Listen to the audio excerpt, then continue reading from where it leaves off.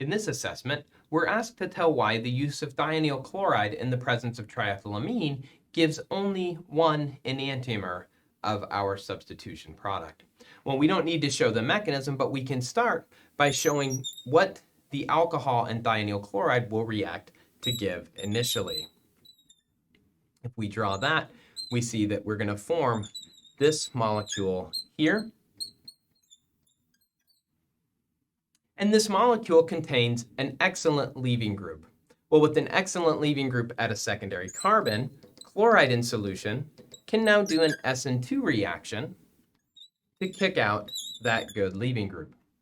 Well, when it attacks, this group is in the front, so chloride is going to add to sigma star on the back side. Chloride adds from the back, the leaving group leaves from the front. We end up with only a single enantiomer of our product, where the chloride is back.